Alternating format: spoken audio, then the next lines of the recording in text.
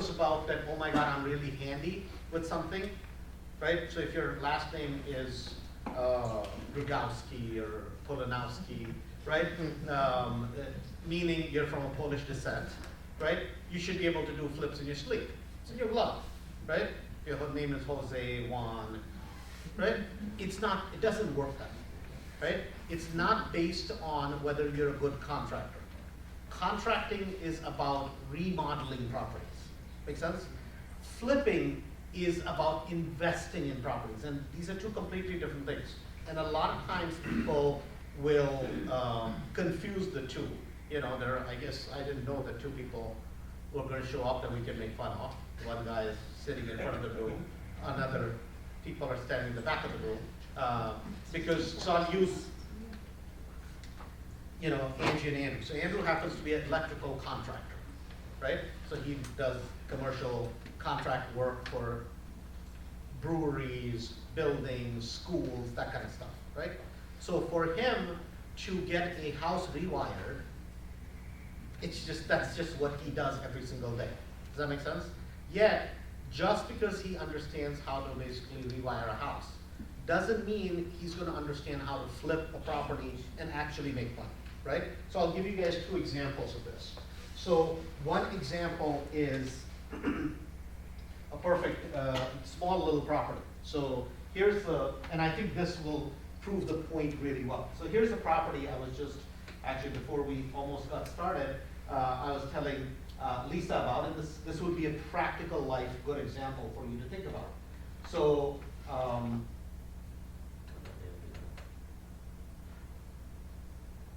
got like 2 new tabs open. Give me 1 second.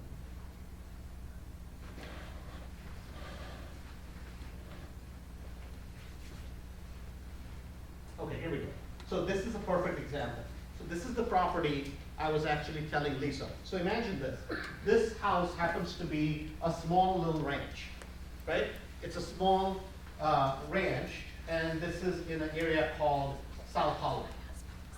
Okay? And then we'll take another property. Somebody happens to be kind of trying to finish this rehab. It's a rehab in Barrington. Right? I'll just put Barrington. Now, on this particular property, we have it under contract right now as we speak for about $110,000. Make sense? The Barrington property, this was bought for $251. It's the buy price, right? When you go into a business, there are very few people, if you talk to a business person, when they go into a business, they have a great idea, right? They have a thought process of, oh my God, I'm gonna do this and it's gonna change, blah, blah, whatever that industry is. But you do realize whenever most people go in business, what is at the end of the day, what are they thinking? I'm gonna have a profit, right? In real estate, a lot of ladies and a lot of men, they look at HGTV shows on flipping and they're like, oh my God, I'm gonna be the next interior decorator, right? This is why they go into, quote unquote, the flipping business, right? And what happens is this, 70 to 75% of them make zero money when they try to do a flip. And they don't make zero money when they try to do a flip because that's what they planned on. They make that kind of money because they have no idea of what they're doing. They buy a property that's messed up and they try to make it really, really nice. Does that make sense? Now, the way basic investing works is this. If you put $1 in something and you don't get $1.30 out, you're not gonna make money. So why do I say that? Because they're gonna be 10, 12, 15% are gonna be your costs of doing business. Does that make sense? So if you wanna do something, if you're gonna put up money out of pocket and you don't get a more than average return, then what's the point of doing it anyways, right? And so that's something becomes really important to think about. So this is kind of a perfect example. I'm gonna show you guys some pictures of it so it'll give you an idea of what the interior looks like on this house, right? So let's see. Here we go. So hopefully you guys can see it's kind of the basement. I didn't arrange them, I just kind of took them from my phone and I'm showing it to you. This is here. What do you think about this? If there was one word to describe this, what would you say? Joe? I'm sorry? Light rehab. Say that again. Light rehab. Light rehab. Tired. Tired. Original condition. Would you say if I said one word which is dated, would that be, right? It kind of covers a lot of things you guys are thinking, right? Now, let me ask you this. Most of the TV shows, when they show you these types of properties, right? What do they show? They show disasters. Oh my God, a hoarder was living here. Oh my God, there's a hole in the wall. Oh my God, there were 18 million cats in the house. Do those houses exist? Yes. Right? I started doing rehabs 2008. I was a real estate agent, right? And what happened is this, for a very, very, very, very long time, so at the time I was 32 years old, and for a very long time, since I was 19 years old, I wanted to invest in real estate. I could not figure out how to do it. I had no idea what to do. I didn't know where to begin. So I became a real estate agent by default because I was like, well, I don't have money, I'm in college. So I had a bright idea one day. I took the Pell Grant that they gave you to buy books, right? I took that and bought a real estate licensing course. At 19, you're not thinking, the bulb goes on once in a while. And when it goes on, sometimes it's on the wrong ideas, right? So, stupid me. My idea was, in summer, I'm gonna work really hard. I'm gonna get a real estate license, and I'm gonna make all this money. So the rest of the year, I'm good. This is my idea. Not realizing it's a bitch to sell houses if you ever tried to sell something, right? It's not the easiest thing to do. And so, so from 19 till 32, I had never invested in real estate ever in my life, period, excuse me. But I had seen a lot of people do a lot of stupid things. See, there's something called experience. What is experience? Experience is something that you learn when it's too late. That makes sense? Experience is something that you learn when it's too late. Now, fortunately for me, it was either you learn from somebody's experience or you learn from your own experience. Fortunately for me, for a long time, I had sold a lot of properties to people who had made a lot of stupid mistakes, right? Like they would buy a property, they're like, oh, we're gonna make an investment. Like investment means you invest this, you make this. This is my understanding of investing. They would buy a building that is worth this for this. But they're like, Andrew, you don't understand. The building appraised for 1.4 million. Okay, great. Does it make money every month? Well, no, but you don't understand. We're both doctors, and we need to take some losses. Now, mind you, at that time, if somebody was making $200,000, $300,000, $400,000, that was a lot of money to me at that time, right? Somebody said, oh my God, both of us make $200,000. Wow, this is good, right? Yet, I have never met a business person that ever says, hey, I'm gonna buy a business and I'm gonna take some passive losses. You ever have a friend that buys a business? You know who buys things to take passive losses? Are people who work hard and have a W-2 paycheck. Because their moron accountant tells them, well, you need to buy a bigger house. Well, why? Do you need a bigger house? No. So you can basically have a bigger payment. And so you can write it off. You ever heard this? Right? This is the craziest thing. You'll never see a business person buy something just because they can take a passive loss. It's just nuts. But yet, the conversation would go something like this. Couple shows up, what do you do? Oh, I'm a nephrologist. What do you do? Oh, I'm an anesthetist. Oh my God, educated people do well. We're going to buy a building. 1.6 million bucks. We put down, so think about this. It's a big, 6 flat, 8 flat, whatever it is. To buy a building for 1.6 million, you have to put 20% down, traditional way of buying it, right? You put 20% down. Any which way that math cuts, it's 200,000 for the first million, and another 150,000 bucks for the rest 600,000. So you invest 350,000 cash to buy the building, right? Then every month, if you put 350,000 into something, aren't you supposed to get a return on it? Right? This is what a reasonable human being would think. At that time, in 2003, 4, 5, 6, 7, 8, 9, grown-up adults were buying properties where every month they're taking a loss for 2,000 to 3,000 a month.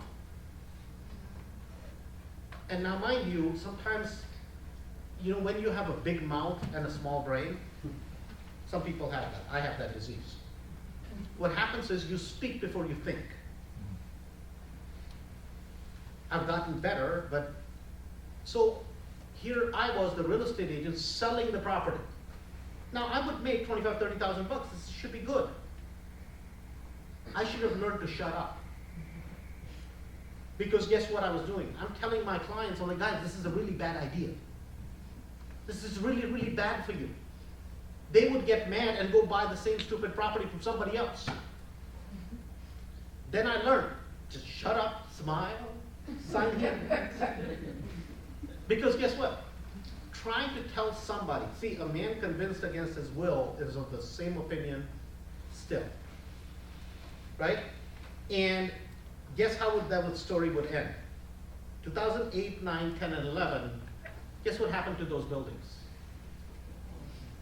Foreclosure, divorce, and BK, which is bankruptcy.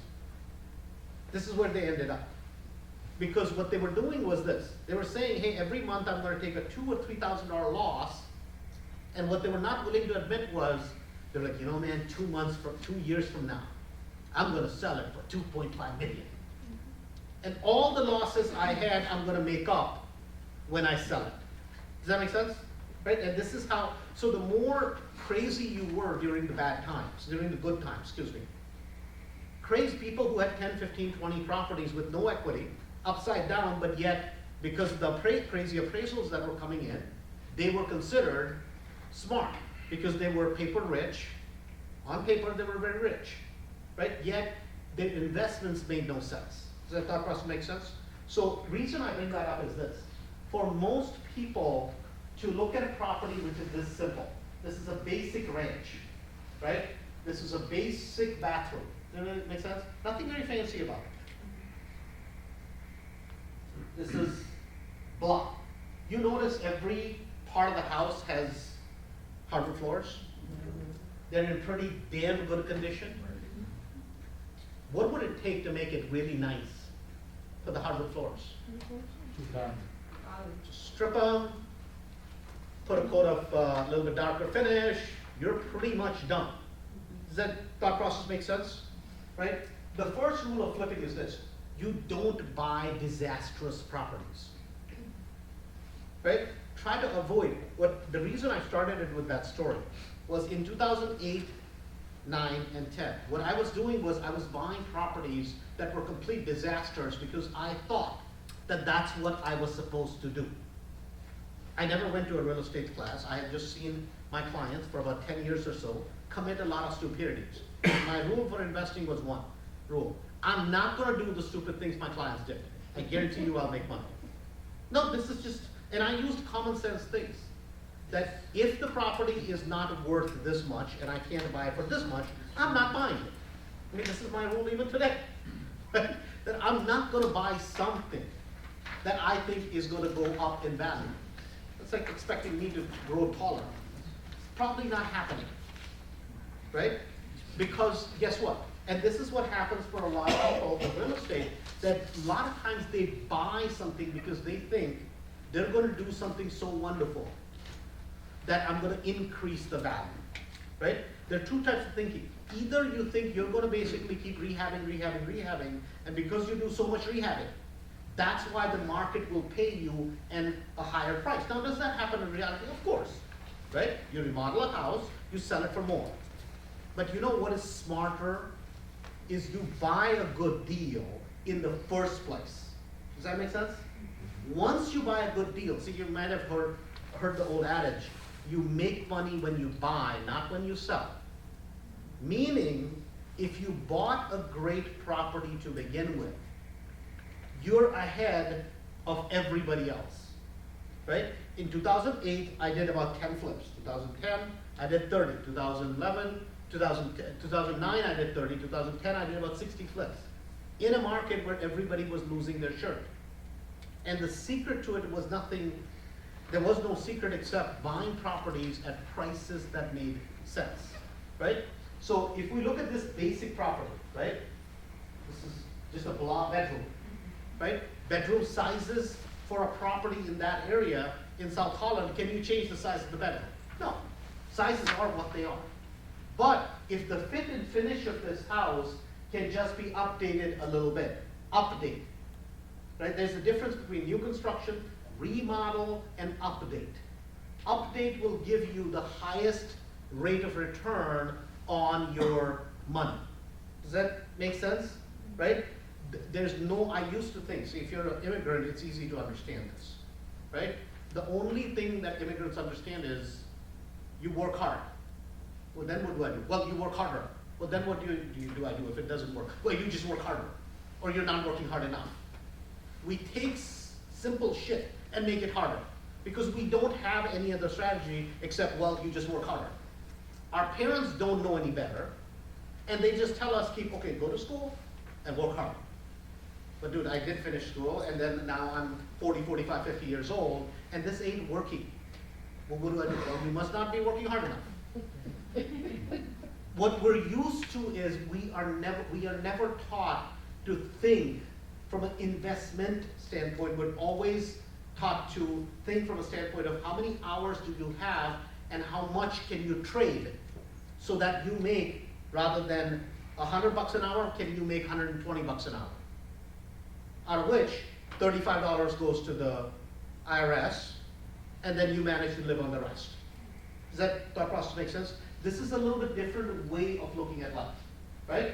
So now, in this type of property, so let me show you the numbers, right? If I'm looking at it as a flip. So here's some basic numbers on this property. And tell me what is a saner option.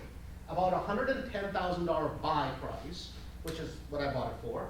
And on the back end, about $200,000 sale price, right? Now this sale price is from if we were to sell it today, right? In Chicago, we have two markets, pretty much.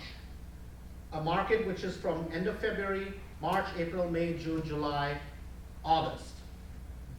At the end of August, the market stops. And then it's the September, October, November, December, January, and February market. 6 months on and pretty much 6 months off. Each year in Chicago, I'm talking about specifically Chicago, right? What happens is the values fall by about 10 to 12%, right? So if you might have heard this from the news, well, you know, Chicago's a terrible market to flip, or Chicago's a great market to flip. It's based on what time of the year they do the stats from. Does that make sense? See, news has nothing to do with the truth. News just has to do with eyeballs, which is how many people can we get to watch our reporting. Does that make sense?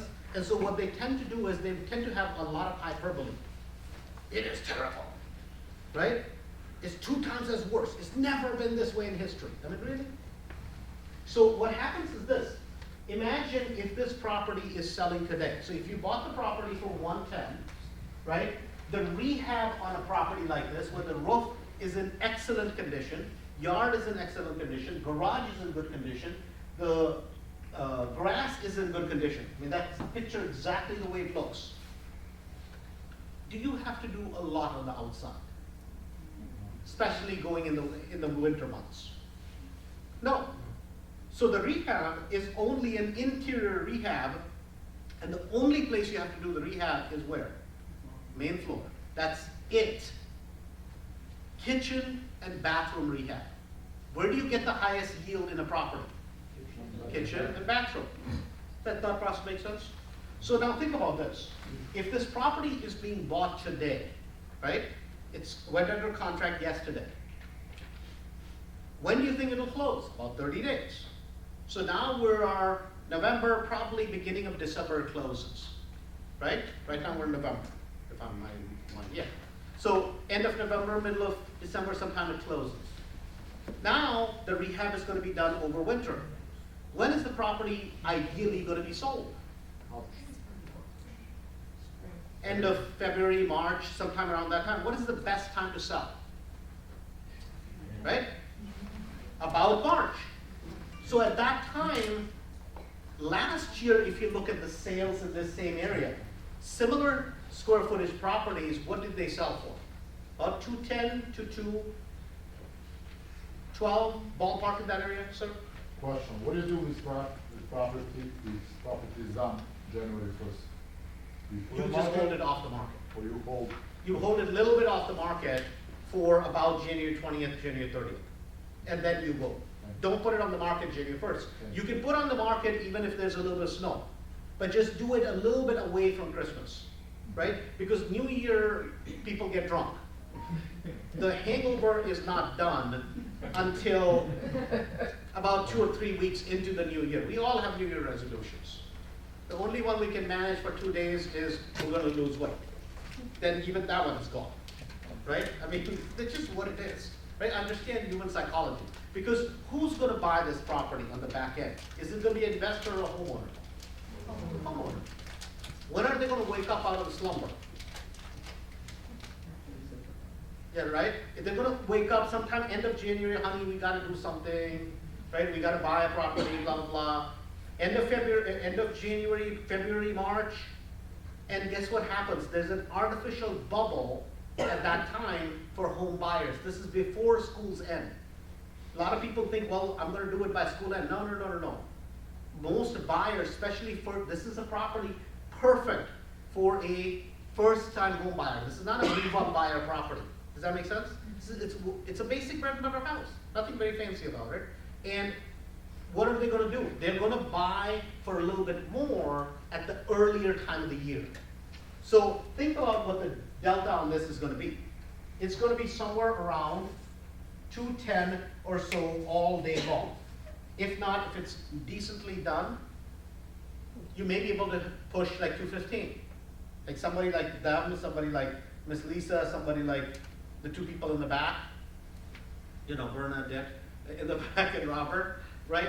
They could probably get a little bit more than other people because they know how to do the fit and finish on a property like this. Now think about what the delta here is. It's about a 100,000 difference between the buy price versus the sales price. That makes sense, right? So now this is another property. This is a property that our friend Ken bought, right? Ken buys this property, 251, and the call goes something like this. Andrew, man, I found the property of my dreams. Oh shit. Ken, where is it? Barrington. Okay. How much? 251. Now think about this. It's common sense. In Barrington, 251. You think it's going to be a gigantic house? Probably not. I'm like, is it Barrington? Is it Barrington Hills, Barrington Lakes? All the Barringtons that don't sell. Only two things in Barrington that sell is Barrington and South Barrington. That's it. The Barrington Lake, the Barrington this, the Barrington whatever the hell other Barrington is. Nobody goes there, except the people that live there. And not too many new people are going there. Right? It's just how it is. Was different 10, 15 years ago. Today, that's just the reality, right? And so, I'm like, okay, so what's the story? He's like, man, it's beautiful. I'm like, Ken, if it's that beautiful, why the hell are you getting it? Right? I mean, it's a fair question, right? I'm like, what, you think you're special? No, no, no. Andrew, this one is it. So I'm like, basically you're gonna take this house, which is probably gonna be the historic district. Well, how do you know? I'm like, what the hell else Barrington has? Old ass houses. I mean, let's just be honest, right? I mean, just common sense. He's like, yeah, it's gonna be beautiful. I mean, it's going to be. By that time, you're not gonna be so beautiful. Right? And I'm like, I'm just telling you, comp, 600,000. On the back end, right? The rehab started I should say not 2 years, 1 year, 8 months ago. When he started, the rehab budget was $150,000. So this is just something to think about. To redo a complete house, inside, outside, blah, blah, blah, whatever, about 1,900 square foot. If you were just to redo it, it would be cheaper to build one rather than redo the damn thing, right? Because in Barrington, they're not gonna let you alone, right? You're gonna have to plans, this, that, you gotta undo all the crap, and then you gotta redo it. Does that make sense? That costs more than just starting with basically a brand new build up. So he's again 150. Man, if I go wrong, 170 all day long. Like, okay. Now think about this. Think about in investing, there's such a thing called rate of return, right? The time is going to be related to rate of return. And then there is something called PIA. This is an important ratio. It's called pain in the ass. Right? Factor that is involved in a property. And now on this property, it's a very small little project, not very exciting. This type of a project, as is where it is, for a flip, kitchen, bath, update, how much? 19,000. 19,000, okay? How much? Robert, What? could you turn this property for a flip? I'm sorry, I was. She distracted me, Andrew. For a flip, stop. What?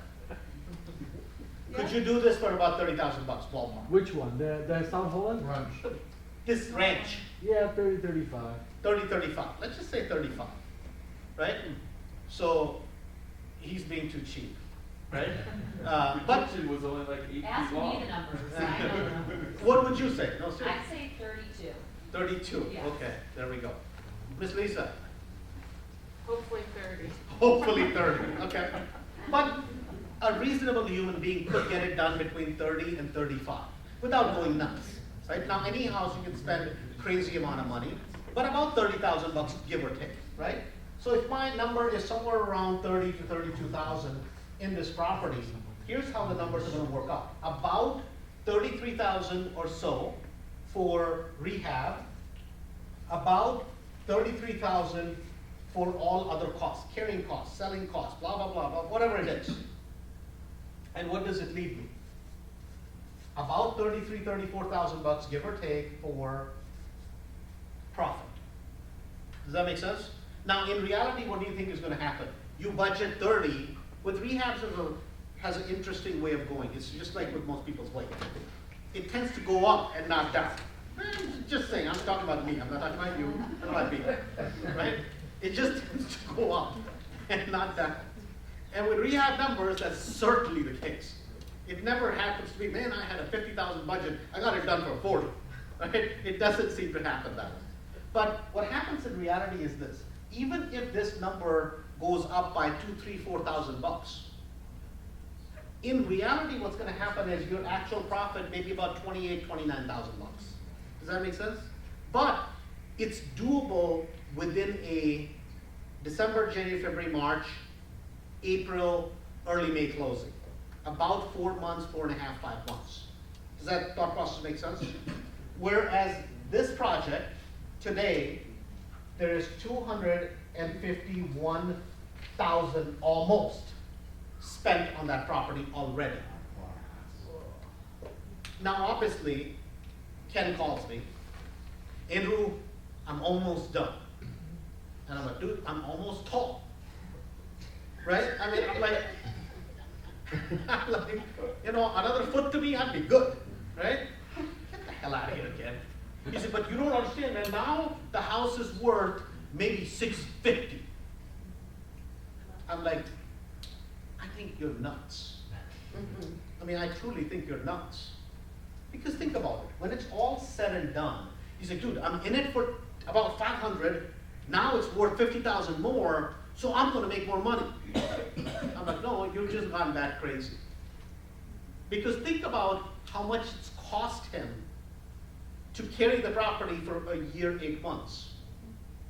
Let me give you some numbers, right? So his loan was a construction loan, obviously, on the property. He put 20% down, about. So let's say he put about $40,000 down, $40,000 or $50,000 down, right? That's it, that's all he put down. To carry the property every month, it's costing him he paid 4 points up front. So if you borrow $500,000 and you pay 4 points, for every 100,000, that's $4,000 times 5. So 4 times 5 is $20,000. Every month, he has this wonderful loan. It costs him 1% for every 100,000 that is borrowed. He borrowed how much? About $450. So every month his payments are $4,500. So if I take 45, by the time he sells the property, he's not going to sell the property in November, obviously, or December, or January, or February. Probably March, maybe, even if he sells in March, it'll be 2 years complete, right? So now, 4,500 a month, 45 times 12 is how much? Well, 2 years is 180. So if you do double that, it's going to be about 105, 108, 110, somewhere in that, right? So about, let's just say 105. So what is his holding cost on the property?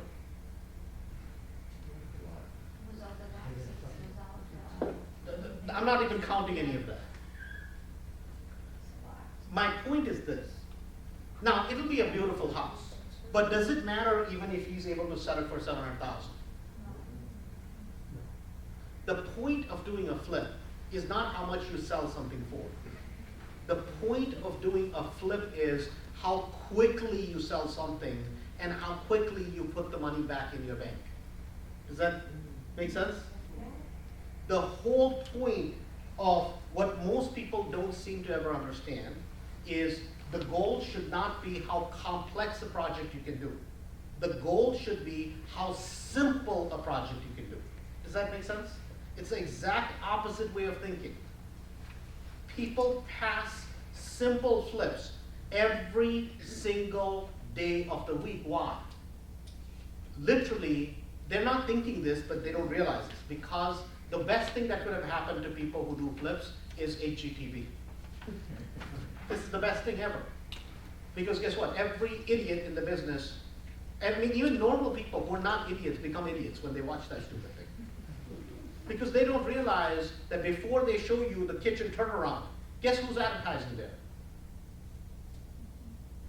All the appliances companies?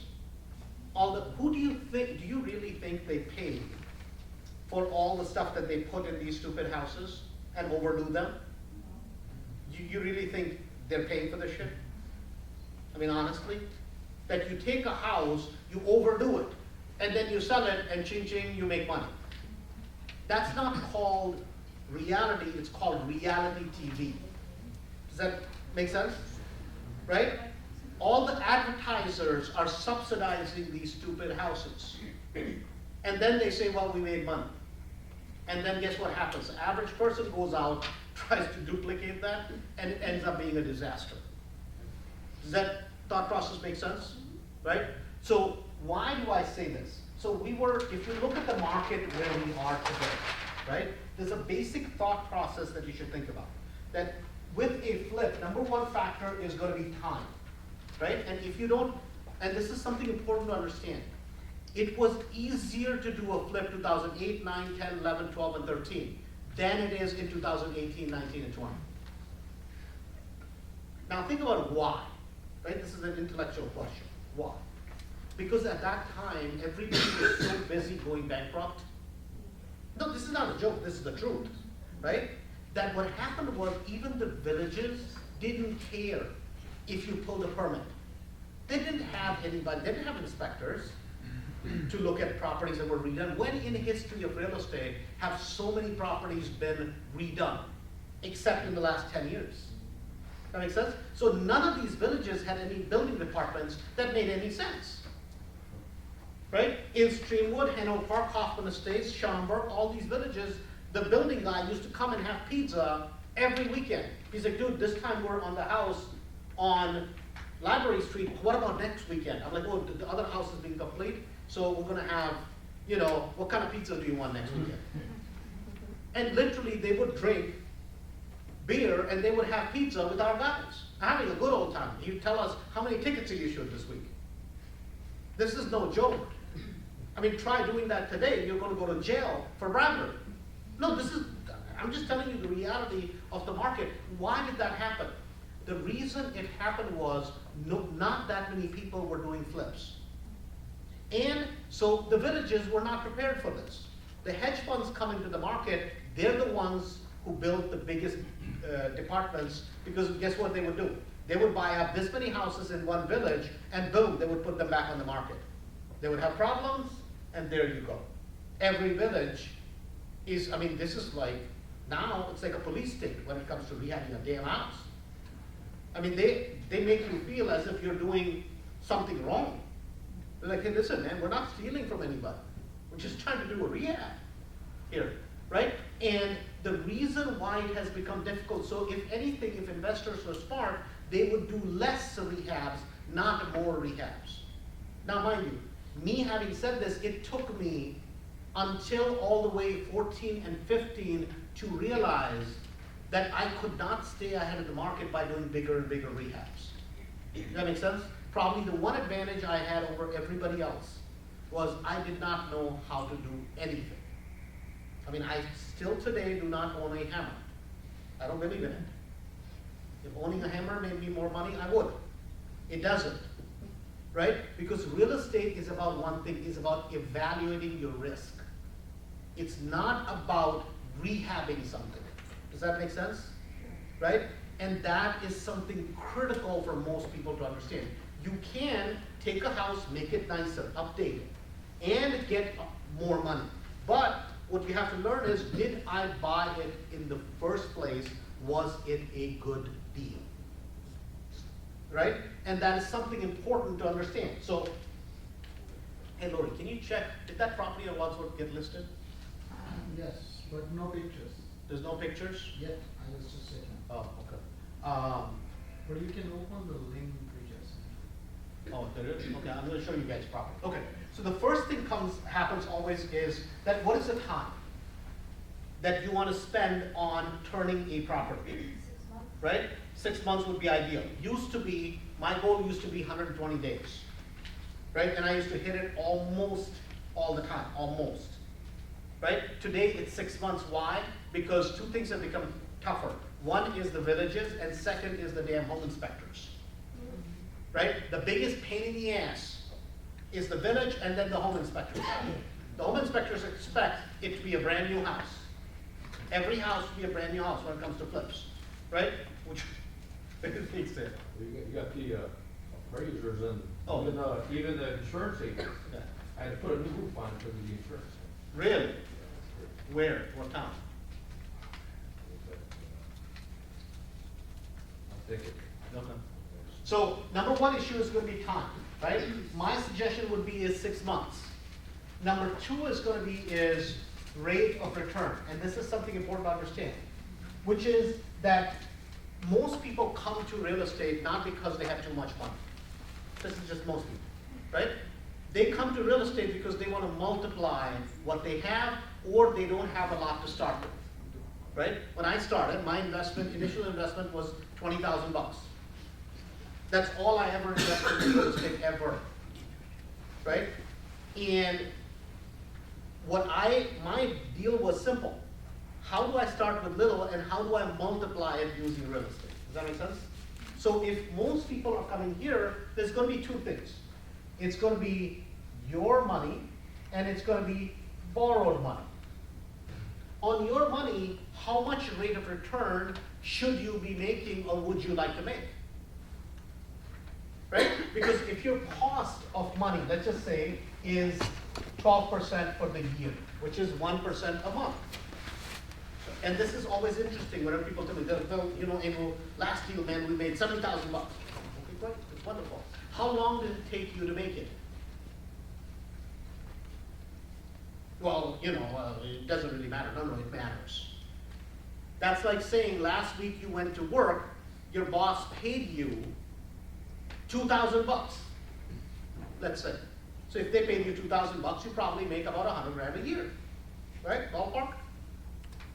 Now, It would be good if you worked 10 hours. If you worked 80, what did you make per hour? Does that thought process make sense?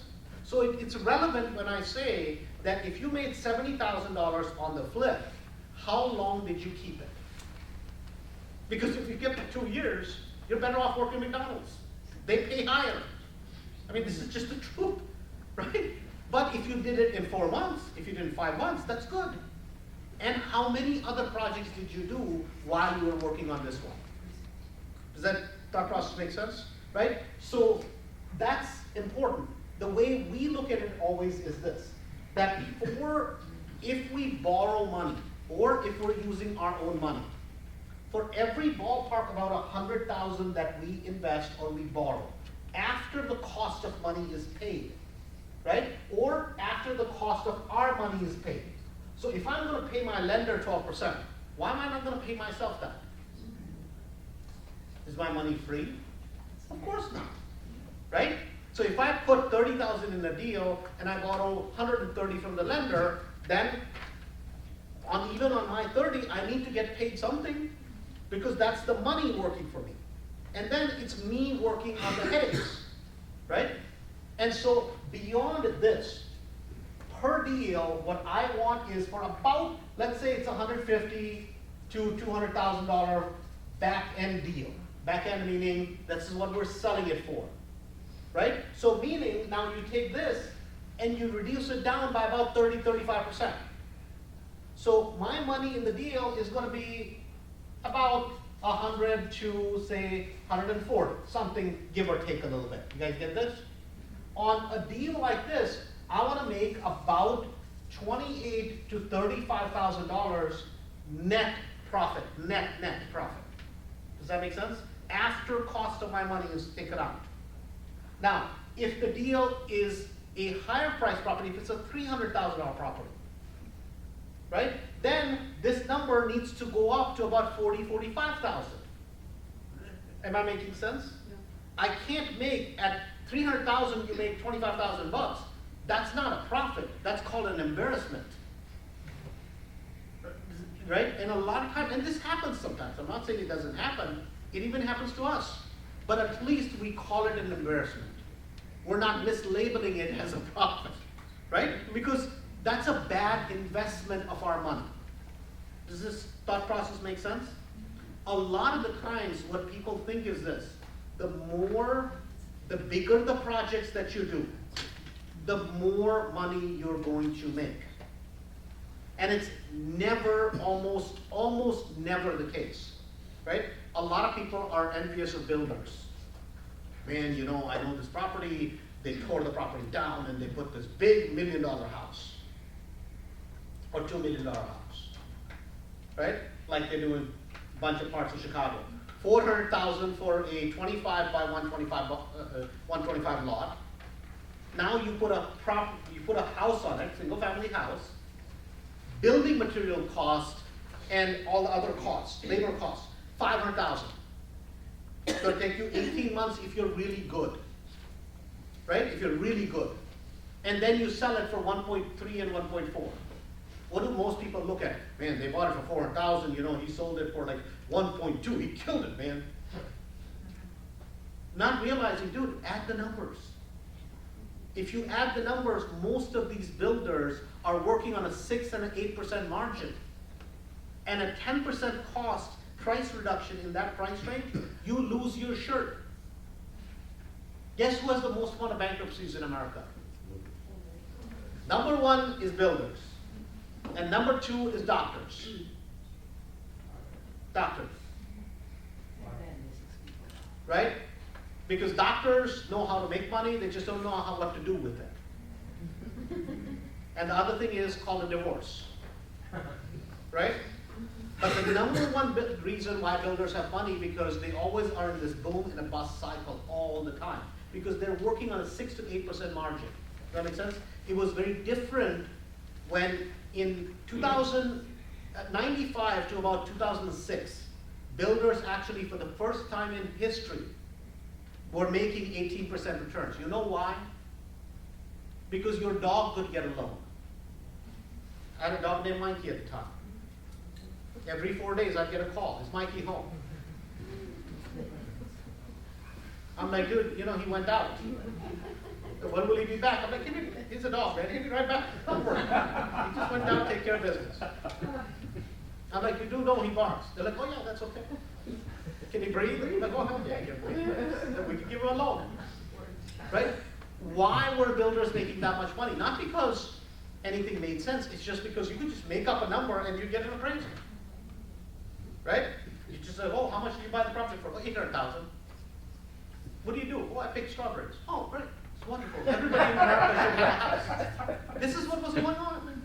Right? And everybody in America got a house, kept it for 2-3 years, and they just had to leave. Right? Sometimes everybody in everything should not have everything, because it's not healthy for them economically, right? So my point is this, that what is that number for you, right? What is a realistic number that you look for in terms of a rate of return on the money invested, right? Is there a number? See, for most investors, there is no such number. When I talked to Ken, so I asked Ken, I'm like, listen, so Ken is kind of interesting fellow. He works for this company, TRB, some crazy company. What they do is they do inspections for villages, right? I mean, this is a guy you would love to kill, because he's killed some of your deals. Right? I'm just kidding, a nice guy, right? The problem with Ken is this, he knows everything there is to know about construction. This is what he does every day. He inspects other people's houses, right? And I'm like, man, why would you do such a big project? Now, I've known Ken about 5 years. He said, well, Andrew, I didn't want to do small deals anymore. So he has, I don't know, 10 or 12 or 15 rentals now. And he's done about 16 flips. I'm like, Ken, were you making some money on those flips? He's like, yeah, man, but it was only like 25 or 30,000 bucks. Sometimes I made 35. Okay, good for you. How long did it take you? Oh, average about 5 months.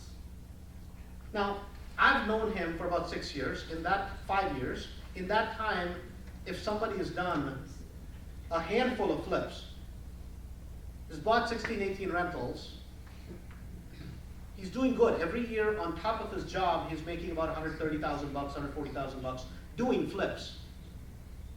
What the hell is wrong with you? He's like, well, but how about if I could just do one big flip? I'm like, how about if it turns into a one big flop? And guess what that Barrington property did?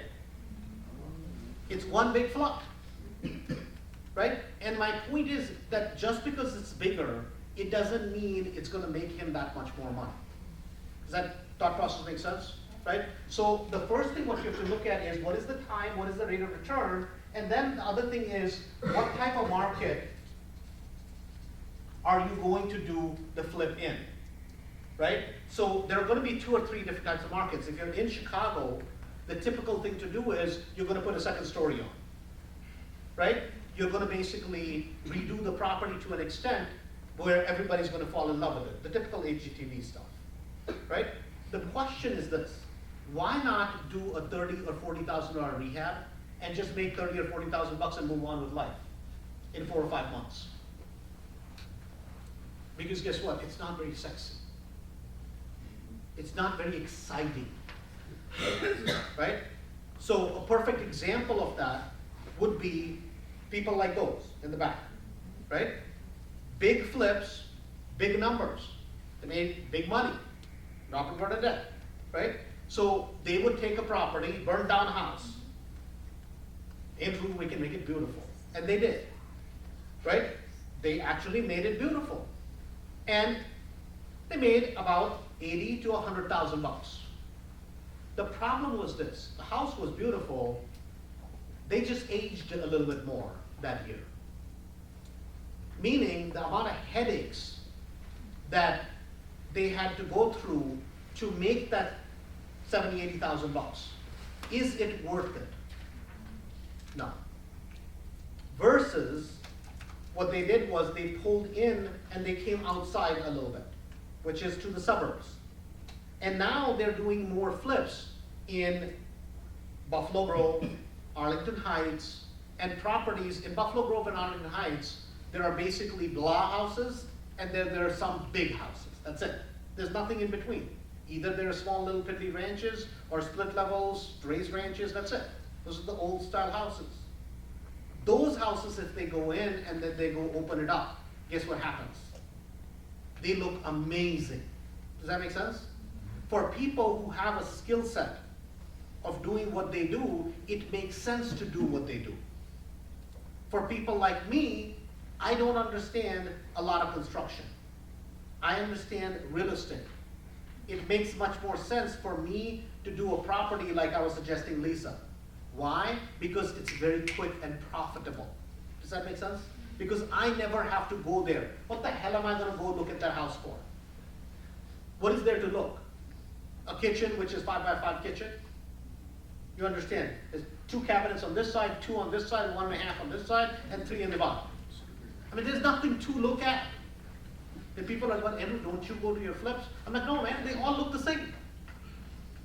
It's the same tile as a Are you not creative? No. I want no creativity in anything. Creativity means headache. Because what is my goal? My goal is I'm happy if I make this much, but I make it every single time. Does that make sense? I want to be as boring as humanly possible. Right? There's an airport right next door here.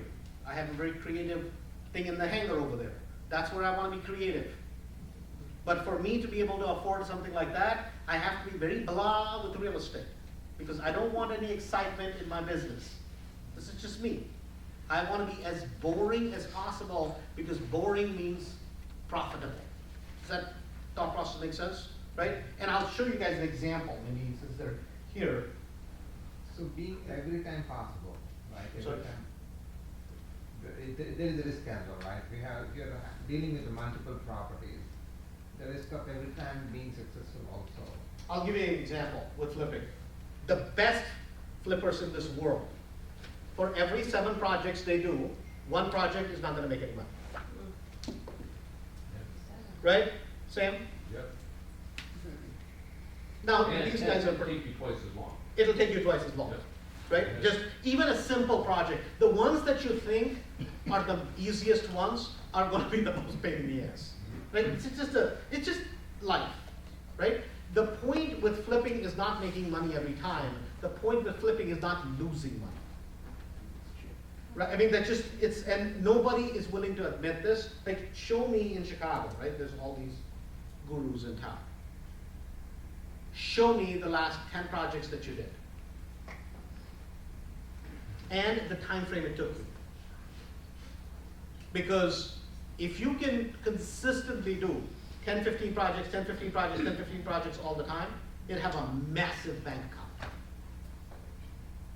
The reason why flipping is tough is not because there's inherently anything, it's just a lot of BS put together. It's BS after BS after BS and it never ends. And then you start another project, that's BS too. It's just what the life, no, I'm just telling you. I mean, I've dealt with it. Not that it's not profitable. The problem is every single thing goes wrong on every damn project. It's always the same bullshit. The village guy shows up, well, the concrete is busted. Well, what about, can I get a stamp? No, not today. 2 days from now. Now the buyer's jumping up and down. Well, how can you not close, blah, blah, you deal with that nonsense? 2 days, you're like, okay, I'm fine, get the closing. Well, the buyer bought a car. I want to show them the figure. No, I mean, it's frustrating because there's things you cannot control. Now you've had the property off the market last 60 days. Now guess what you gotta do? Put the bloody bastard back on the market. But then people are like, well, you kept their earnest money. I'm like, whoopee. $1,000 even if I got to keep it. Even if I got to keep it, man, I'd much rather give them the $1,000 to sell the stupid property. Does that make sense? And a lot of times, most people, when they're losing money with flips, what they think is, well, Andrew, the rehab went wrong. The rehab didn't go wrong. What happened is 3 things went wrong. Number 1, you bought it too high. Number 2, your rehab went up. And number 3, you sold it for less. And I'll prove a point. If you have a rehab budget of 50, and your rehab went wrong by 10%, how much is that? 55. If it went wrong by 20%, how much is that? 10 grand more. If it went wrong by 30%, how much is that? See, to me, your rehab would really have to go wrong by 40 or 50% for you to come close to actually losing money in the property. The reason you lose money is because of three reasons have to happen. Number one, you paid too much. Number two, your rehab went wrong. And number three, you sold it for less than what you thought you were going to sell it for. If those three things don't happen, you're not going to lose money. The question is, you may not make as much, but you're not going to lose money. Does that thought process make sense? Right, so I'll show you guys an example.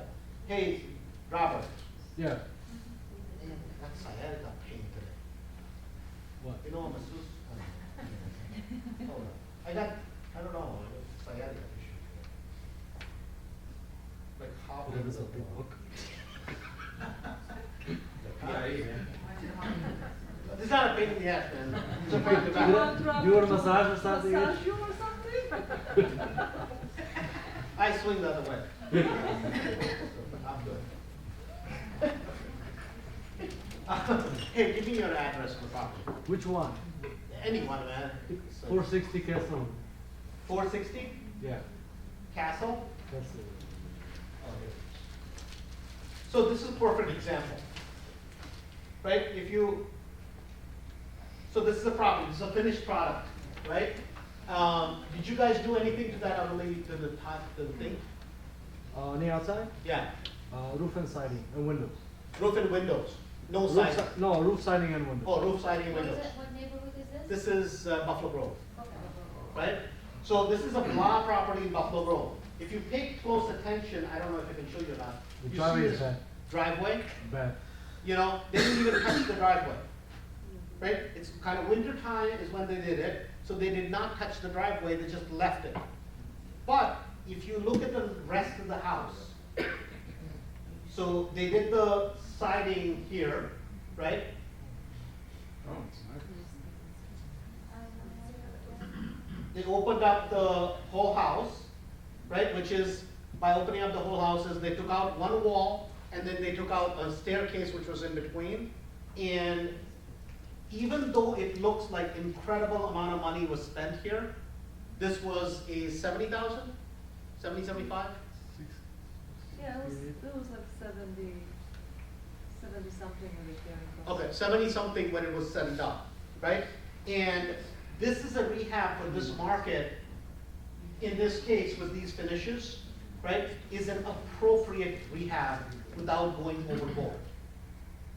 Does that make sense? Even though it looks nice, if you look at the basement, there's nothing over the top done. The cheap carpet, right, in that thing, they've done things to bathrooms, kitchen, and the main living area.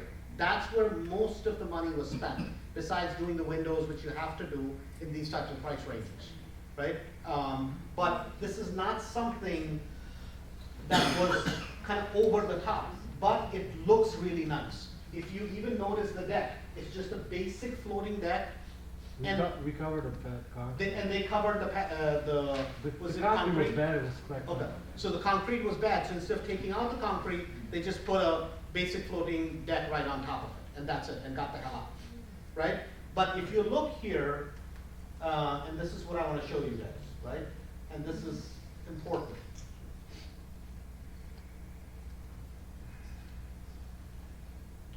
What was the property sold for?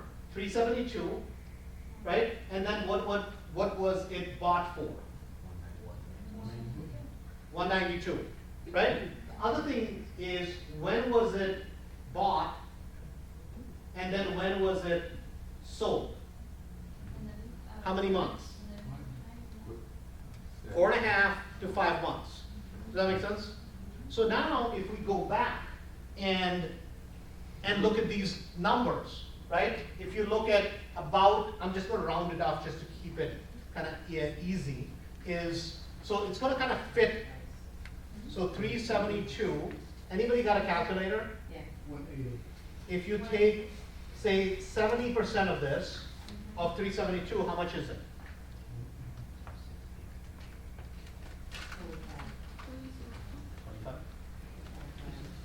Take 372,000 times 0.7.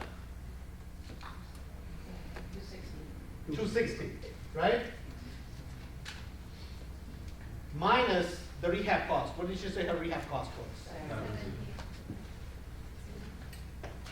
They should have paid, the max they should have paid for the property was 190. What did they put for the property? 92. Ouch. How did you, like, what is the? Did you guys get this? Right? Like, I didn't have to know their numbers, but I knew, if I know what their rehab cost is, boom, in 2 minutes I can tell you exactly what, if they made money or not. I don't have to know anything else. Right? Because guess what? I know all the key factors. I know how long they held the property the whole time. I know what was their rehab cost. All I have to do is backwards. So you take your ARV times 70% of the ARV. 0.7 means 70% of the ARV minus your rehab cost, boom, gives you your maximum allowable offer. What do you see, 0.7 again? So you take your ARV after repair value, multiply that by 0.7, take 70% of that. What 7 is? Just Rule. that's just a rule, right? If you understand this rule, you'll make money with flips. Just believe me. I've done it about 1,000 times. Is that, You know. that's what the permits, the 70 grand all the time? This is their 70 grand, yeah. With The permits? Yes. minus That's that, tax law. right? Must be easy to. I don't know that, but yeah. But, so this number, which is your ARV, times 70% of that, and then you take that number and you subtract your rehab costs, right? And even if you have, and this has a 10% margin of error. So even if you screw up somewhere by about 10%, you'll still be okay. Right? On a project like this, what did you make? We don't know. Robert's been smoking something. About. I wanna say, I think like a 50,000 plus, we have real estate license plus our commission, you know? So 50 profit plus the commission. 50 profits plus real estate commission, Yeah, because you guys have license, right. right? So, does that make sense? Right? You guys have another one? Yeah, You're selling one right now, right? yeah. What's the address of that one? 2611, 26? 2611, Phelps, Phelps. Phel. Phelps? Okay. So, you notice the delta here. 214 is what it's listed for. They bought it as a short sale for 250, right? So, this is the property. If you notice, at the end of the day, the flow in the property is the same, the basic finishes, now they're, different touches here and there, but it's a kind of a style, they always try to open it up, which you've probably seen a lot in general. The question becomes, and this is just, I know everybody here is an interior decorator. I've never understood why people want to be interior decorators. I've never understood this, really. Because most people suck at it. They just suck, right? They'll put a bunch of shit together because they see in a magazine, they'll go, yeah, I do interior design. Come on, it's a skill set. Some people clearly have it. If you don't, there shouldn't be any shame in your game. Get somebody to help you, rather than making a horror show out of your flip. I mean, no, this is just saying something, right? What is the property located? This one is Arlington Heights. Yeah. This is Arlington Heights, right? So, if you guys notice, it's kind of similar sort of a thing. The fireplace wasn't, nothing was done. It was old fireplace that just sprayed it black, right? They painted it black, right? It used to be the ugly old color, which was in the fireplace. Makes it look cool, right?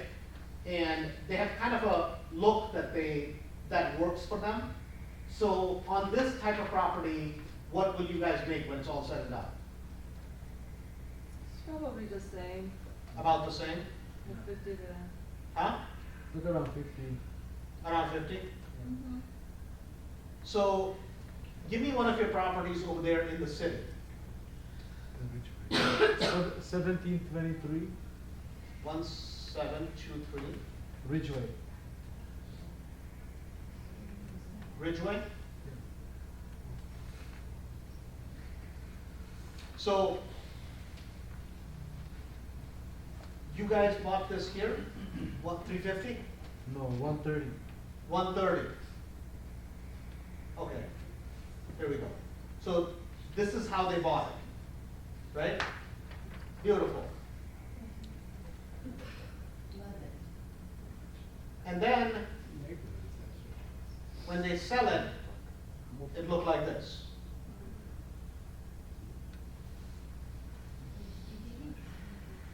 Now, let me ask you this.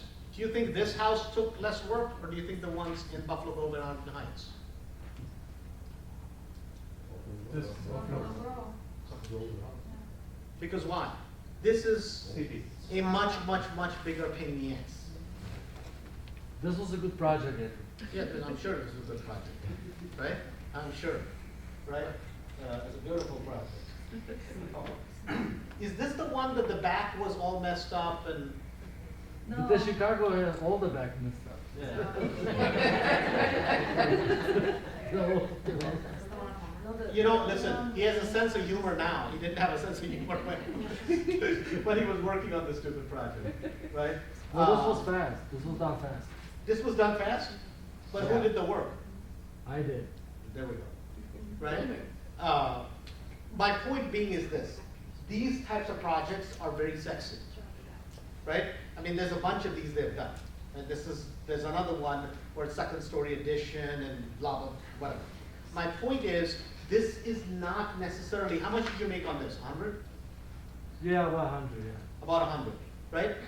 The problem with these projects is a lot more can go wrong. Does that thought process make sense? It makes much more sense to do smaller projects because your relative profit is much more secure and it's much bigger, relative profit, right? Because here, he knows what he's doing, right? If you don't know what you're doing, this project can absolutely kill you, right? And that is something that is really, really, really critically important to think about and understand, right? So the other issue is going to become is, what is your target time? What is your rate of return? What is the market? And then the fourth thing is going to be is, what is the price range in which you're going to do flips, right? So the price range that you should consider, and if you talk to Ryan Smith, if you talk to any of the guys that are doing big volume in real estate today, all the properties that are 600 and above, do not do that. Do not touch them.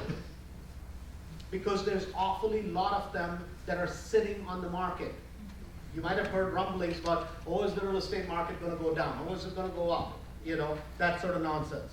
The real estate market for bread and butter houses, for rentals, for bread and butter properties, it is not soft at all whatsoever, period. They're selling like hotcakes, right? But properties that are higher priced properties where it's a luxury market, does that make sense? Right? That market all the way from Miami all the way throughout the country, including California, has gone soft, right? That is not a market where you should be thinking about doing a flip, because guess what's going to happen is you're going to get stuck, right?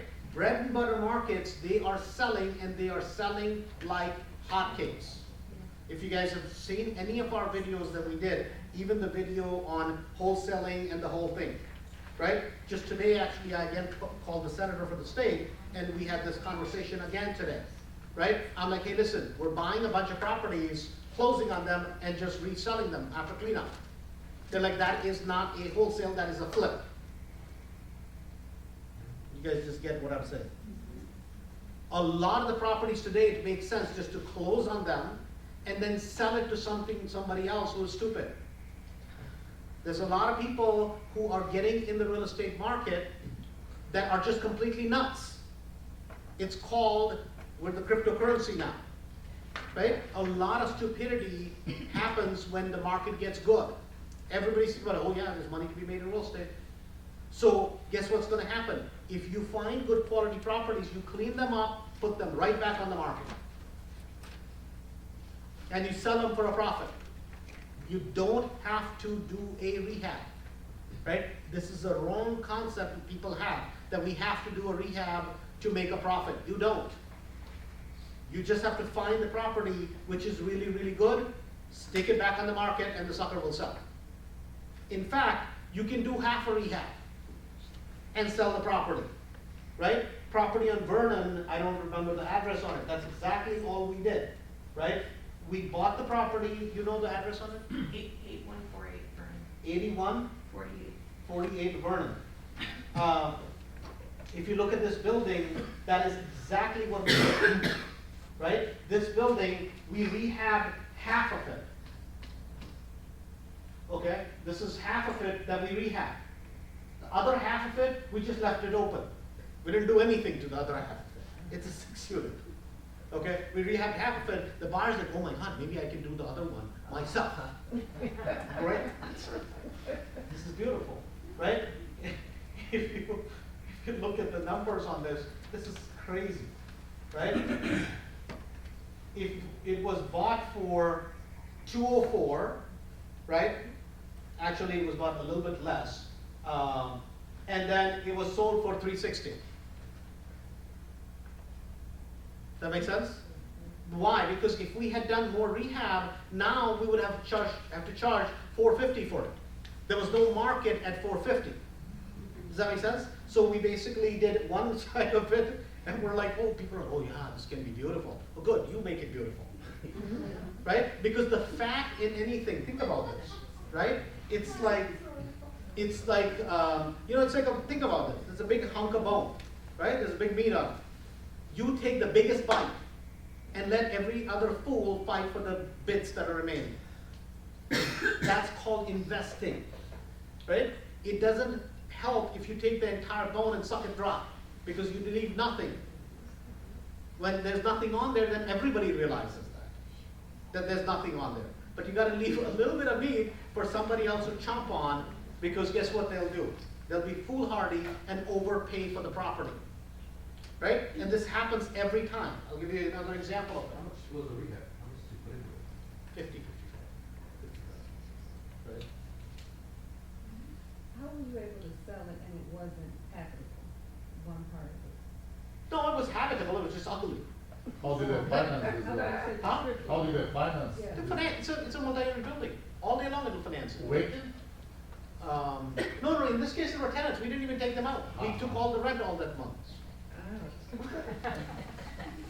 You realize, you know, you don't have to, nobody says that you have to do HGTV, right? In fact, if you don't, you'll make much more money, believe me, right? Because I can show you a bunch of people that don't do HGTV and make a lot of money, right? So, what's the address of the property in Wadsworth? 2947. 2947. Oh, this is a perfect property. So, this we just listed, oh, there's pictures, man. Oh, she just uploaded. Just Oh, uploaded. so this is a perfect property to look at, right? So, I don't know if no, this is in, up north. It's like north of Birmingham. North, yeah. So, I don't know if it's recorded yet or not. So, we just bought this property for $220, like just 2-3 weeks ago, right? We did nothing to it, nothing as in nothing, except a coat of paint and change the countertops, that's it, right? Nothing to it. As is, we put this on the market. This is, you notice that the cabinets are not like new.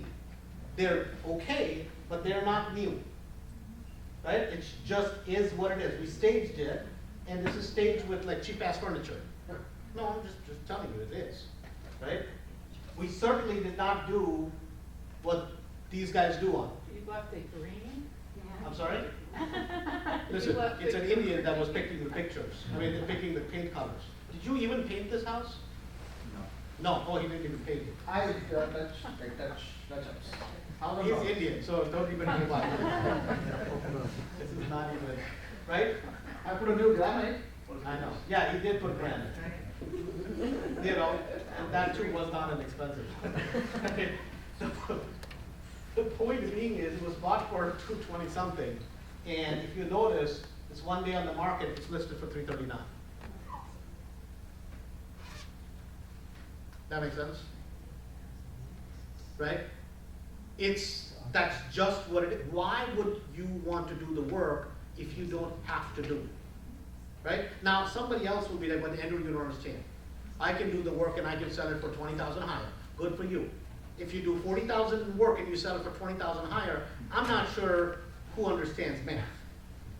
But I think my math will work out a little bit better. Why would you do work to things that don't need to be touched? Right? Because a homeowner is going to come in here, they're going to look at it, oh my God, these people really don't know what they're doing. I can make it more beautiful. Good. Make it beautiful. Because we're not in the beautification industry. We're in the industry of creating a return. Does that make sense? Right? And this is something important to understand. You guys are like laughing your butt off. Is there anything funny? No, we're just, very interesting. Right? But Different. everything makes sense. Yeah. Makes sense, right? Absolutely, no, we enjoy. Right. So, You're saying about. you know, I'm gonna get, I just signed up for a comedy show, you know, just kidding, right? My point is this, a lot of times when people think about flips, they look at the business in a very different way. They look at it, they take a lot of pride in doing construction. Guys, there's no money in construction. Just believe me. Construction is a pain in the ass. Good question. So a house like this how was this found in the first place? This Probate deal, Okay. probate. Is that was that like a cash only deal, or is that how does that usually work? This, you could have financed it. Okay. Did we finance this? Yes. We did finance it. We could have paid cash. Was it on your house? No, it's probate. Yeah, we could have paid cash for it, but I think we put 10% down and just financed it. What's a probate? Probate is, basically somebody passes away, and then, their heirs are selling the property. What explains the 140 grand increase in what was? It's because it was bought as a great deal. Simple, nothing else. There's nothing we did to the property that makes it worth That's more. my question. Where do you find these great deals? Oh, I'll show you. Okay, let me show you. I'm sorry, go ahead. Oh, when you do a turnaround on a flip like this, does the buyer ever get a little deterred when they saw the previous purchase price months ago and not much improvement? Well, they don't know that, but they can see that you bought it for 140 a few months ago. Two things. Number one, what you're saying makes perfect sense, right? But in reality, it doesn't happen that way, right? In reality, they don't care because they don't know what was inside. But as far as they're concerned, we did a bunch of work, right? So it doesn't really matter. Once in a while, people will want to know, so you want to touch up a few things. And a lot of times, most people are looking, man, for a good buy, right? So this property is not, like if this property, somebody like say him, these guys, her, those guys, if they had done it, they could make this property look stunning. Does that make sense? And they'll probably get way more money than we would get. But they have a skill set, right? And my point is there's a difference between what most people do and what we do. My belief is simple, that my job is to find good investments and put them on the market, or keep them for rentals, that's it. I mean, that's why we have the amount of rentals that we have, right? But even with them, what we got them to do is they're from mastery, so we got them to do less work and make a relatively higher return. Does that make sense? Right? The goal of flipping is only one thing. How do I do the least amount of work possible to make a artificially high return? Right? That's the business. A lot of times nowadays, people misunderstand that and they mislabel it as, although flipping means rehabbing a property. It doesn't. Flipping just means you buying it and selling it for profit. Simple. That's a flip. Right? That's it. And the art is not in rehabbing, the art is in finding it. Because finding it is a lot easier than dealing with the rehab. Does that thought process make sense? So somebody asked, where do you find this, right? So you go here, you go to Chicago Deal Vault, then you go to the probate list, and voila. There's 17,000 probates, right? Same thing, like pre-foreclosures, same exact thing. You go there, you look for pre-foreclosures, and it'll give you about 30,000 or so pre-foreclosures that are currently in the market, active pre-foreclosures, right? So this is just a way of how to work the off-market deals, right? Off-market deals, you're gonna buy on an average about 35 to 40% below what properties are selling for in the MLS, right? Below that. So the best place to go and find it is always gonna be off-market. Can I give you a property? Sure. To look up, I'm going to try to put it under contract tomorrow. Okay. So it's 3006. Is it a, what type of property is it? Pre-foreclosure. It's a pre-foreclosure?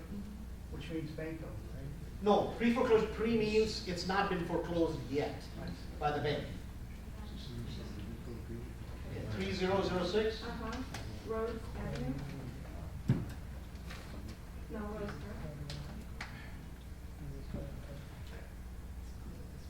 It's not showing up on the list yet. It's RHO. So REO. No, it's RHO. RHODES. Oh, sorry. Oh, roads. Mhm. RHODES. Oh, there we go.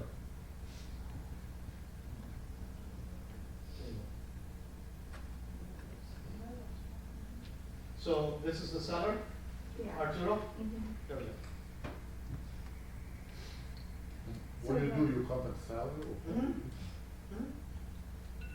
So, I'm sorry? You Yeah. contact the attorney, right? I'm sorry? You contact. No, you don't talk to the attorney, you talk to the seller directly, not the attorney. Because that's the plaintiff's attorney, this is the bank's attorney. The Oh, bank's I see, attorney yeah. is Cadillus, they can't do anything Right. for you, Yeah. because it is a pre-foreclosure, right? It hasn't gone to the foreclosure yet, So it's right? maybe as a short sale? Well, it can be, or depending on what the balance owed is. Oh, yeah. So if you go here, it will show you what the balance owed is. Mortgage type, blah, blah, blah, what the balance owed. So there is no address information Left. Under the current. Oh, here, 104.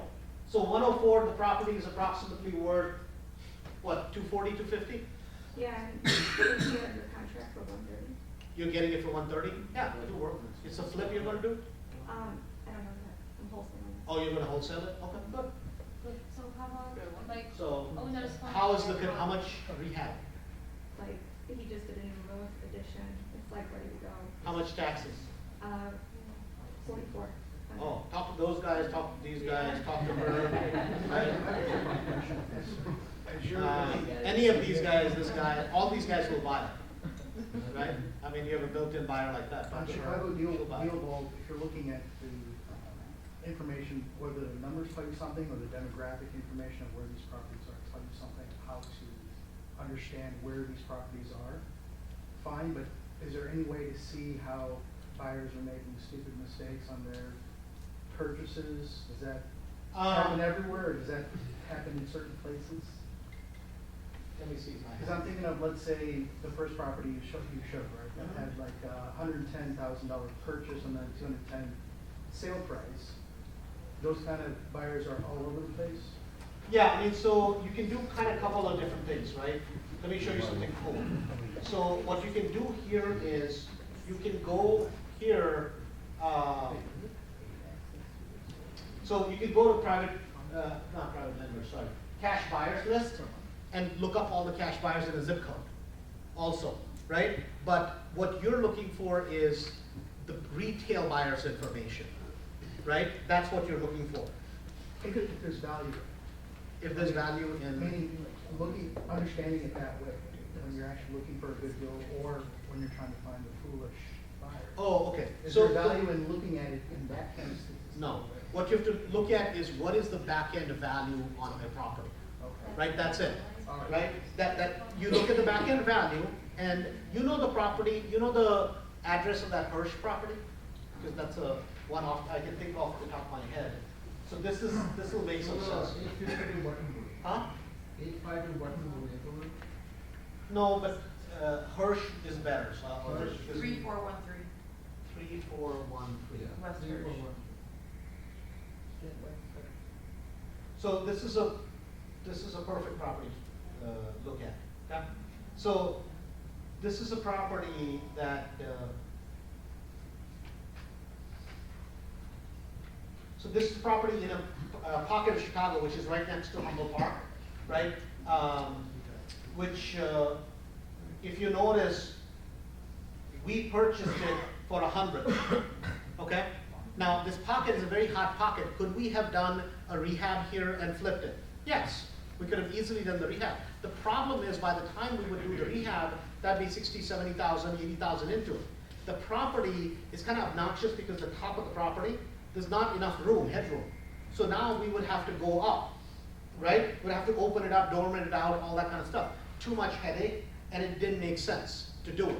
And architecturally, the property's not sound, right? So what we did is, if you notice this, I put it on the market for $199, right? And the agents are like, Andrew, you're stupid, you don't understand, the market is ridiculous, but this is too much thing. But you see how sold in 37 days, right? So what the agents were like, well, this is ridiculous, nobody's gonna make an offer like that. I'm like, well, bring in an offer. A bunch of offers came in, so I lowered the price. So a bunch of one more multiple offers came in. One offer came in, they're like full price, cash offer, 155, we pay all our own closing costs, closed. We bought it for 100, sold for 155. So Now- what did you invest, what did you do in this property? Nothing, nothing. What if someone makes a fallacy of thinking that instead of the small deals and the quick deals and the profit mindedness, you're looking for a property that is close to a Metro or a Blue Line because it's close to, that doesn't matter. No, it does, that's good. Maybe that's something that So- you wanna purchase for yourself, what if you also wanna then buy those kinds of real estate that you But- wanna make money on? But that's fine, That's fine. yeah, absolutely.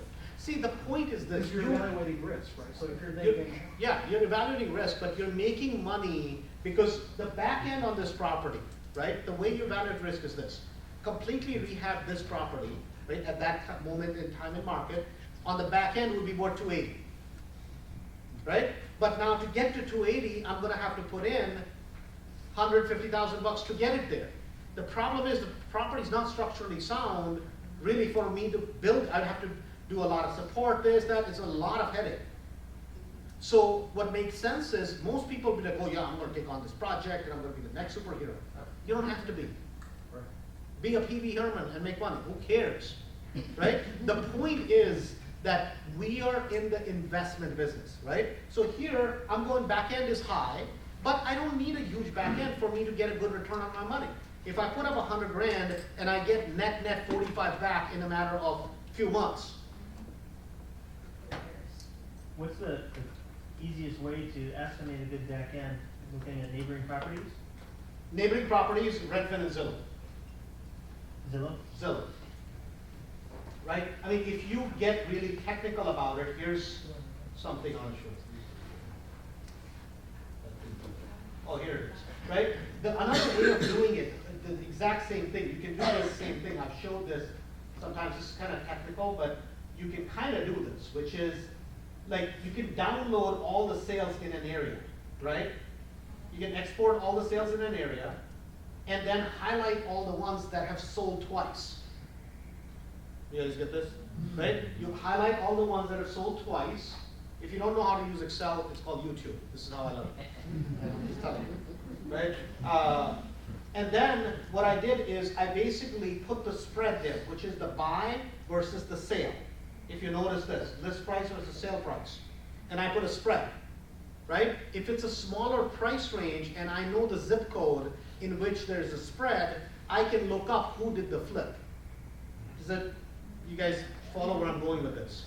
Right? What I looked up is, who are all the people who are doing flips? And then what is the spread they're looking for? Clearly, this property that was bought for 92 and sold for 162, most people would look at it, for 255, they're like, oh my God, this person made a lot of money. Not necessarily. Because how do you not know? I mean, how do you know that they didn't do 120, 130 in work? Does that make sense? Right? So, but I know if the area is consistently getting big spreads, I can basically come in, overprice a property, buy it, overprice it, and boom, somebody will buy it. Why? Because they're like, oh, well, you know, the house down the street, so for whatever, 260, I think I can get 280. Good for you. I can buy it for 100, sell it for 160, there's no margin left. Not at least that really matters. Does that thought process make sense? So the point is that smaller flips, relatively much higher return. Bigger flips, too much work, and the return is not relevant to the amount of work. See, if I could buy a property for 200, do 100 grand in work, and make every time, make 150,000 bucks, and I can do it in 6 months, all day long we'll do it. The problem is we can't. But the 35, 40 returns, those are much more predictable, to go back to what the gentleman was saying. Because it's easy to turn those, right? So what is it, like in terms of an example on this is gonna be something like, so some of these lists have changed a little bit. If you look at the markets in Chicago, right? So within Chicago, like last year, so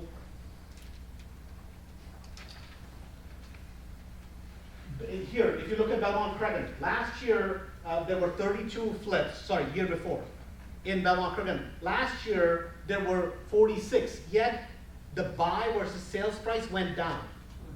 Does that make sense? Meaning there was an upward pressure for buyers who were buying properties, meaning a lot of competition, but not as much competition for the sales.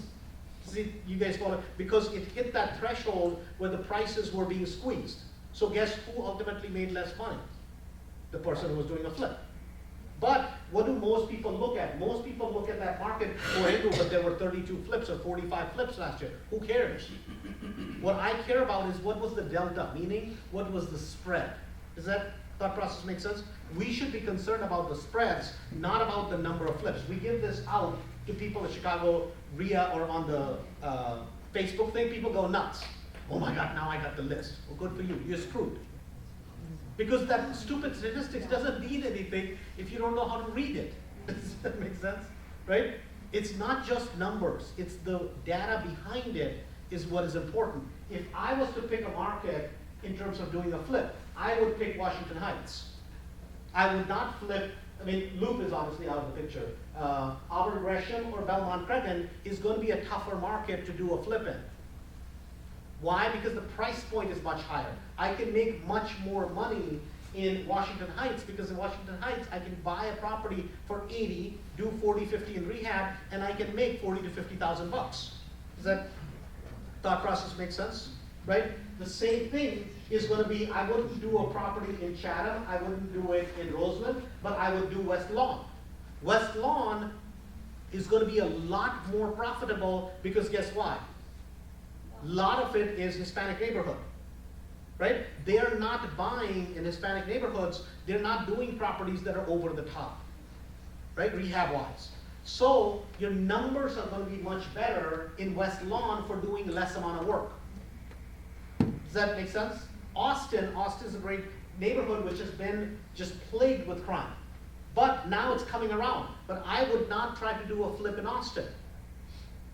Right? Why? Because the houses are beautiful on the outside. They're a disaster inside. Because they're all 100 years old. Right? And it's too much work to do. So even though the numbers here have a lot of turnover on flips, but it doesn't make sense to do a flip there. Just based on my numbers.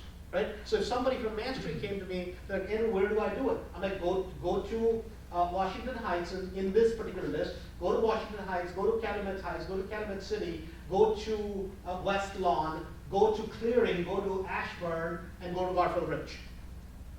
It makes sense on this list to go to those and then skip some of the other ones. Does that thought process make sense? Because the square footage, wherever it's smaller, that's where you should do it. Like Lions, A lot of people did flip last year in Alliance. I would not want to do a flip there. Why? Because the village is a pain in the ass of royal proportions. How about Berlin? I think Berwyn is too high. This is just me. That 4 or 5 years ago, yes. No, not today. So the cash flow approach is for rentals. right? Cash flow approaches for rentals, that's for a different discussion, Yes. right? So here in Cook County, like South Holland has been hotter than hot for flips, right? Last year, now this is only flips that are MLS flips. Last year, on top of this, between off-market and between properties that were probates and all that kind of stuff, right? Auctions and stuff, there were 72 flips happened in South Holland last year. It is the hottest market besides Blue Island. Blue Island is a weird market. You may lose money in Blue Island, but South Holland, if you do it right, you're not going to lose money. I see cash flow. What do you know about rental restrictions currently in South Holland? Will not let you rent in South Holland because they have that moratorium. I don't know when it's up. I just told November somebody. 20. No, but are they not extending it? No, they don't know. Huh? No news. No news? No Okay, news. so I just. November 20 is moratorium. Okay, yeah, so I just asked somebody from Mastery today to call them and find out, because I'm gonna call the mayor, because this was an issue for Chicago REIA that we meant to bring it up. What's the reason? Why they do that? I have no Because, so I work in the south suburbs. The, Section 8 rental rates are really high in South Holland, I think it's Yeah. like 25. Yeah, it's just crazy. For a 3-bedroom today, where people were buying them and doing so much Section 8 and they wanted to slow it down.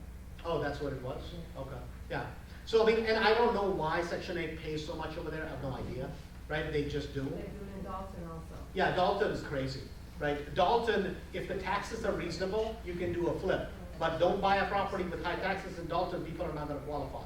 Calumet City, it's okay, right? Calumet City, it's okay, but pockets of the city, no good. Don't go in the old areas, sir. Olympia Fields? Olympia Field, no, absolutely do not do a flip in Olympia Fields. Absolutely do not do it. You're not gonna sell it. You have some interesting numbers on, like Hispanics, crime, taxes and so on, but where have you found the least PIA factor with regards to insurance, inspections, city, you know, those kind of things? City of Chicago. Well, the flip side, where has it been easier? Oh, City of Chicago is the easiest. Oh, it is. There's 19 inspectors for the entire city of Chicago. You just don't wanna get on their bad side. Yeah, you just don't wanna get on their So bad that's why side. I look at some of these other factors and just never. Yeah.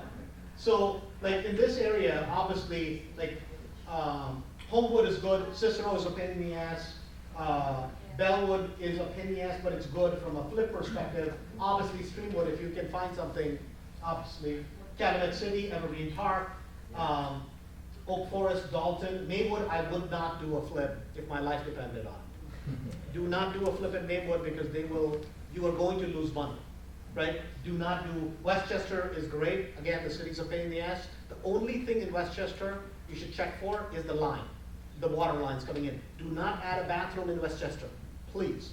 You add a half a bath in Westchester, you're done, because they're gonna make you put a new line in. Okay, so do not do that, but otherwise, I think Westchester is a good place to do a flip. They will sell for sure, right? If you can find any properties in Hillside, let me know. I'm just kidding. That's another good place to do a flip. If you can find it at the right numbers, it will sell, and it'll sell like hotcakes. What about Villa Park? Villa Park, yeah, it's good, So what is- really good. What does it mean, okay, you said approach, flip or flip cash flow?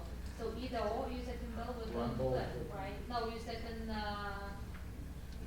Oh, that's meant for more for, that's actually a sheet that Hugo made for mastery purposes, I right? see, okay. It's not for like Chicago REIA. We made it that way, like in mastery, we don't want anybody to do a flip in Matson because Matson doesn't make sense to do a flip. You're going to get stuck, right? So that's why he has that mumbo jumbo over there. And then if you notice, it also has a sweet spot for flipping, right? Or a sweet spot for buying, right? To buy under this price range. and buy over this price. Don't buy over this price range, right? So if you're around us, you'll notice that most of, see, everybody wants to cheer for a person who does bigger and better. We don't. We cheer for people who do small and a shitload of it, because that means less risk, right? We don't, I mean, we're not gonna applaud you if you do a gigantic property and get away with it, because that's called, you just got away with it, next time you're not going to, right? We want small, consistent things. See, the part of the story which nobody realizes, like their property in Arlington Heights, right? How many times has it gone under contract and fallen through? 2 times it fell through, Right, the 3rd time. right. Hoping it'll stay, Well, right, right? Nobody sees that pain, but that's just the reality of the business, right? Like, Previous slide, the Buffalo Grove is say $300,000, so it's apparently those are. but that's in A market. So in Buffalo Grove, you don't go over 450, 420 or 430, right, in Buffalo Grove, because that's a price range which doesn't make sense. So if you notice their properties, they're gonna be nice, but they're not gonna be super duper, right? So in Buffalo Grove, Arlington Heights, you have that market all the way from 200 to $1 million plus, right? So they're gonna be in that market, which is gonna be the 70th percentile, and that's it, nothing touching over that, right? Unless somebody just gives them a property, then they're much better off just sticking it on the market, not doing any work, right? Because once the square footage of a house goes over like 1,500–1,600 square feet, it requires too much work. So those shouldn't be rehabbed to begin with, right? So how about Joliet and Aurora, what do you think? Don't buy that. No, let us buy. No, Joliet, parts of Joliet are great, right? Aurora is good, but parts of Aurora has low rents. For some reason in Aurora, you don't get good rents. I don't know why.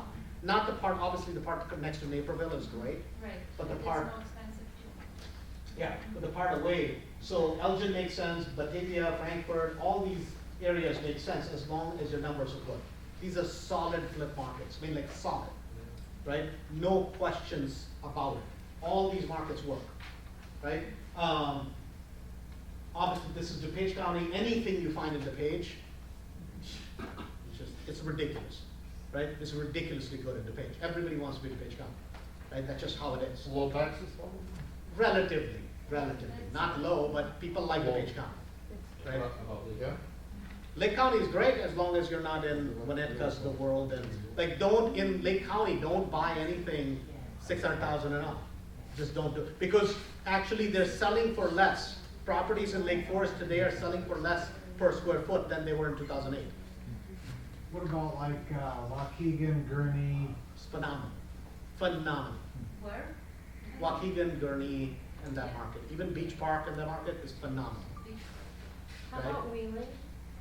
Really good, Wheeling is good. really good, really, really good. See, these are bread and butter markets, right? Within a pocket of A markets, right? So anytime you have A markets and you have bread and butter markets, which is nice, good quality housing, that's it. There's nothing very fancy about it, it works every time.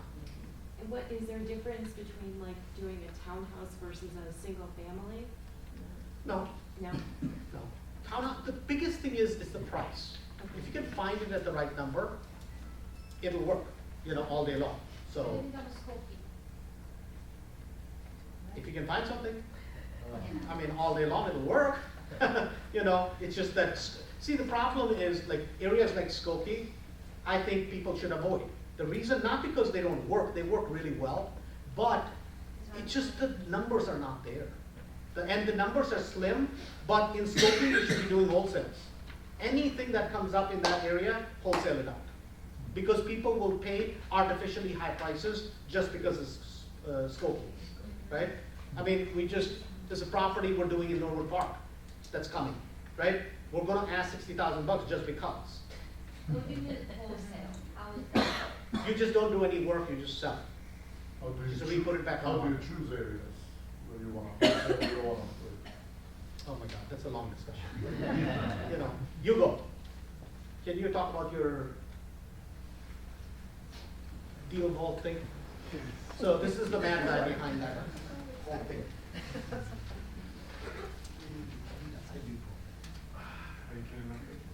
Yeah, I got a pinch in it. I feel like turning a woman in that. Well, especially leaning over like that. Huh? You're not leaning over like that. Yeah, it's just, you know, I don't know. Okay, you wanna explain how this works? Okay, friends.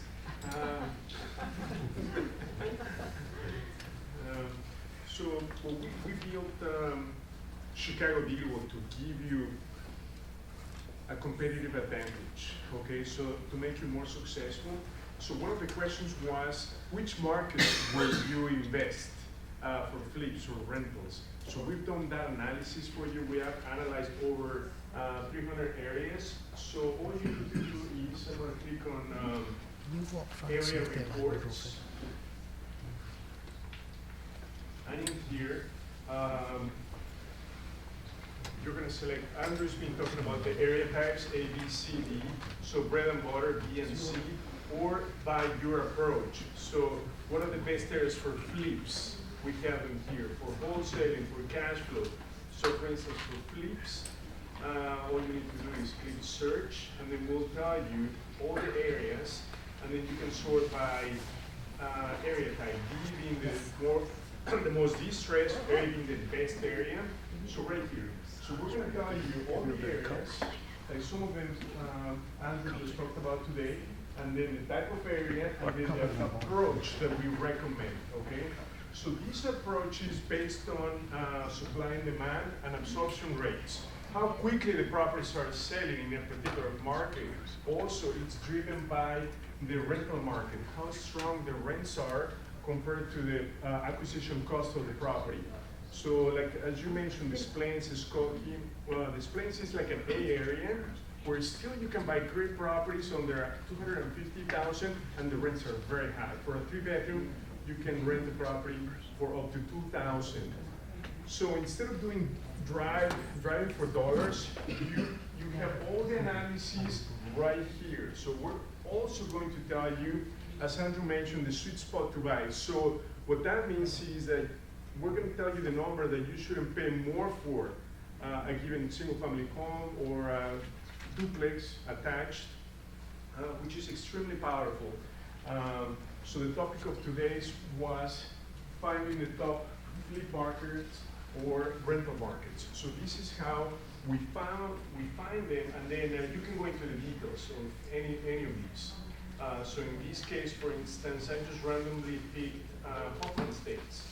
So we're going to give you all the details right here for the area, so the geographic location, and then we're going to give you the area in a nutshell, right? Demographics, crime, schools, employment, and so forth. But down below, we're going to summarize everything that there's to know about the area, including population growth, schools, crime.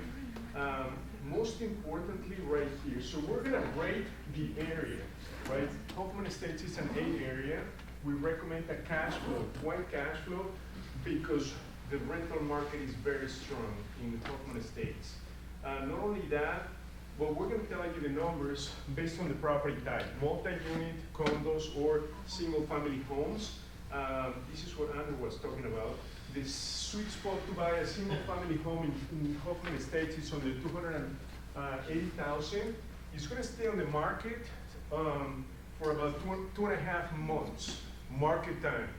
Once you do the rehab, it's going to stay in the market for that long. We also tell you the number of flips that happen in the last 12 months. So for condos, duplexes, it's a flipping market in Hoffman Estates. So all the stats are here, and then if you scroll below, then we'll give you, again, the same information, but for the rental market. So what should you expect for a 3-bedroom, a 2-bedroom, rents, and how long they're gonna stay in the market. So we give you all the stats right here. So it's gonna stay in the market for about a month and a half. So instead of driving for dollars, you'll have all the information at your fingertips as to the approach that you should take. So we, in Chicago, for those of you who live there, we do the same for neighborhoods like Albany Park, Lakeview, Lincoln Park. So you'll have all the analysis at your fingertips. when it comes to finding the right area, because that's one of the mistakes that investors make. They just don't invest in the right area. And that's, starting with the wrong foot. If you invest in the right area for the right approach, you're ahead of the game, right? Because many people, just before they start investing in real estate, they end up buying in a bad area, right? Taking the wrong approach, whether a flip or a rental. So right off the bat, you're gonna struggle. Does that make sense? But if you have access to the right information at the right time, guess what? You're starting with the right foot. This is critical, area selection. So this comes before even finding a deal, right? Let alone analyzing the deal, getting the deal funded. So friends, what we have tonight is, do you have anything else to cover, Andrew, on this? Okay, so what we have tonight, we're gonna make this available to all of you. I'm just gonna quickly tell you what Chicago Deal brings to you. So we're gonna help you with the area selection, finding deals. You can search the MLS as if you were a broker. You also have access to off-market properties, from pre-foreclosures, probates, upcoming auctions, shadow inventory, vacant properties. You also have access to private money lenders, over 4,000. If you want to wholesale, cash buyers, over 60,000 cash buyers. So all in one place, you have a power search. If you want to look for a property, see all the numbers analyzed, we give all the information to you in one spot. So this is what we want to offer you tonight. For the 3-day that is coming up in February 21st, 22nd, and 23rd, we're going to give you access for free for 30 days to Chicago Deal Vault. We're going to train you on it when you sign up for the 3-day that is coming up. So what the 3-day is all about, on Friday, Andrew and Rahul, they're going to show you the anatomy of a perfect rehab. They're also going to talk about, they're going to have some VIP sessions. On Saturday, they're going to take you on a bus tour. And then on Sunday, they're going to talk about the wealth formula, how you can build your rental portfolio. So we're going to give you access to the system when you sign up. The ticket is $67, and then we're going to give you access to the software for free when you join that event. Are there any questions? So the event